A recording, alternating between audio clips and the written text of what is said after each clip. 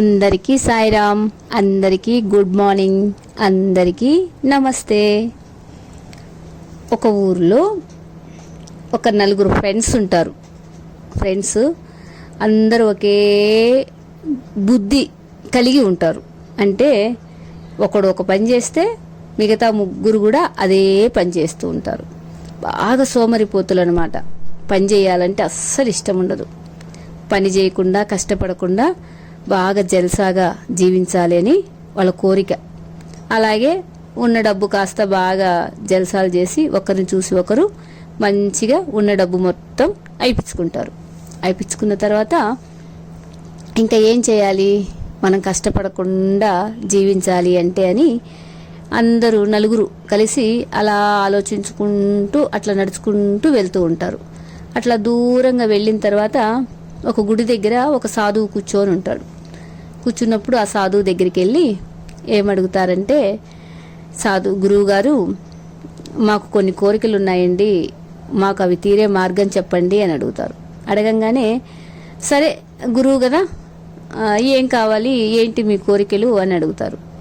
ఏం లేదండి, మాకు పని చేయాలంటే చాలా కష్టం అనిపిస్తుంటుంది, కానీ మాకు చాలా డబ్బులు కావాలి, జల్సాగా బతకాలి, జీవించాలి అనే కోరిక ఉంది, మాకు కష్టపడకుండా సంపద కావాలి, మా కోరిక తీర్చండి అని అడుగుతారు. ఆహా, మీ పని ఇలా ఉందా అని చెప్పేసి ఏం చేస్తాడు అంటే ఆ గురువు గారు నలుగురి చేతులలో 4 దీపాలు పెడతాడు. దీపాలు పెట్టి వెలిగిస్తాడనమాట. వెలిగించి ఈ దీపాలు పట్టుకొని మీరు వెళ్తూ ఉండండి, ఎవరి దీపం అయితే ఎక్కడ ఆగిపోతుందో అక్కడ గుంట తవ్వండి, గుంట తవ్వితే మీకు సంపద దొరుకుతుంది అని చెప్తారు. అని చెప్పంగానే మామూలుగా ఏంటి, వాళ్ళు ఒకరు ఒక పని చేస్తే అదే పని అందరు చేస్తారు. కానీ ఇక్కడ సంపద దగ్గరికి వచ్చేసరికి మార్పు వచ్చేస్తుంది అనమాట. ఆ నలుగురు దీపాలు పట్టుకొని అలా వెళ్తూ ఉంటారు. వెళ్తూ ఉన్నప్పుడు కొంత దూరం వెళ్ళిపోయిన తర్వాత అతని చేతిలో దీపం కింద పడి ఆగిపోతుంది. ఆగిపోగానే అతను ఏం చేస్తాడు, అక్కడ గుంట తవ్వుతాడు. గుంట తవ్వంగానే అక్కడ రాగి గని బయటపడుద్ది.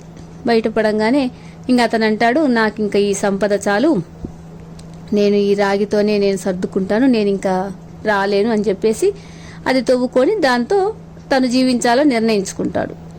మామూలుగా అయితే వీళ్ళందరూ ఒకే పని మీద ఉంటారు కదా, అలాంటప్పుడు ఏంటి, మిగతా ముగ్గురు కూడా ఈ రాగి దగ్గరే ఆగిపోవాలి. కానీ ఇక్కడ ఆశ అన్నమాట. మిగతా ముగ్గురు కూడా మళ్ళీ ప్రయాణం చేస్తూ ఉంటారు. ప్రయాణం చేసిన తర్వాత మళ్ళీ ఇంకా కొంత దూరం వెళ్ళిన తర్వాత ఇంకొక అతని చేతిలో దీపం ఆగిపోతుంది. ఆగిపోగానే అతను కూడా అక్కడ గుంట తవ్వుతాడు. గుంట తవ్వంగానే అతనికి వెండి గని దొరుకుద్ది. సరే అతను కూడా ఇంకా నాకు ఈ వెండి చాలు, నేను ఇంకా ఇక్కడే ఆగిపోతాను అని చెప్పేస్తాడు. మిగతా ఇద్దరు కూడా లెక్క ప్రకారం అయితే ఇక్కడే వెండి గని దగ్గరేనే ఆగాలి, కానీ వాళ్ళు ఆగలేదు. ఇంకో మూడవ అతను అక్కడ రాగి దొరికింది, ఇక్కడ వెండి దొరికింది, ఇంకా ముందుకు పోతే ఇంకా ఏమి దొరుకుద్దో నాకు అని చెప్పేసి ఇంకా ఆశతో ఇంకా ముందుకెళ్ళిపోతాడు. ఇంకా ముందుకెళ్ళిన తర్వాత అతని దీపం కూడా ఆగిపోతుంది. ఆగిపోగానే అక్కడ అతను తవ్వి చూస్తాడు, బంగారు గని దొరుకుద్ది. బంగారు గని దొరకంగానే ఇంకా అతని ఆనందానికి హద్దులుండవు. ఇంకా ఇంకో 4వ వ్యక్తి కూడా అక్కడే ఆగిపోవచ్చుగా. అక్కడ రాగి, వెండి, బంగారం దొరికింది, ఇంకా ముందుకు వెళ్తే ఇంకా వజ్ర వైడూర్యాలు దొరుకుతాయి, ఇంకా నా పంట పండిపోయింది అని చెప్పేసి అతను ఇంకా ముందుకెళ్తాడు. ఇంకా ఇంకా ఇంకా ఇంకా ఇంకా ఇంకా ముందుకు వెళ్ళిన తర్వాత అక్కడ ఒక తల దొరుకుద్ది. తలకాయ అంటే మనిషి తలకాయ. ఆ తలకాయ మీద ఒక చక్రం తిరుగుతూ ఉంటుంది. ఇదేంటి, ఇక్కడికి వచ్చిన సరికి వజ్రాలు వైడూర్యాలు దొరుకుతాయి అనుకుంటే ఈడ ఏదో ఒక మనిషి తలకాయ తిరుగుతుంది, దానిపైన మళ్ళీ విచిత్రంగా ఒక చక్రం కూడా తిరుగుతుంది. సరే కానీ అంటే ఇంకా దీపం ఆగిపోతే ఇంకా అంతకు మించి ముందుకు వెళ్ళకూడదు, రూల్ అది. ఆ దీపం ఆడ ఆగిపోతే ఇంకా గమ్ముగా ఉంటాడు. ఆ తలకాయని అడుగుతాడు, నువ్వెందుకు తలకాయ ఇక్కడ తిరుగుతున్నావు, నువ్వు ఎందుకు ఏంటి అని అడుగుతాడు. ఆ తలకాయ మాట్లాడుద్ది, నువ్వు అడిగిన దానికి నేను ఆన్సర్ చెయ్యాలి అంటే ముందు నా తల మీద ఉన్న చక్రం తీసుకొని నీ తల మీద పెట్టుకో, అప్పుడు నేను ఆన్సర్ చేస్తాను అంటది.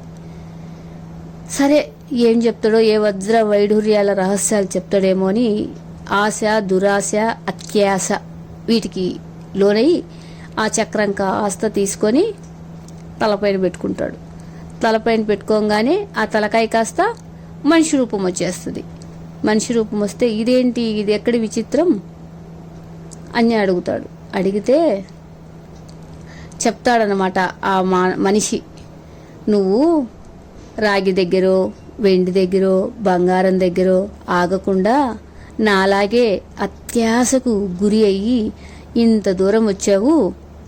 ఎన్నో సంవత్సరాల క్రితం నేను ఇలాగే వెతుక్కుంటూ వచ్చి ఇంకొకరి తలకాయ మీద తిరుగుతున్న చక్రాన్ని నా తల మీద సేమ్ నీలాగే పెట్టుకున్నా.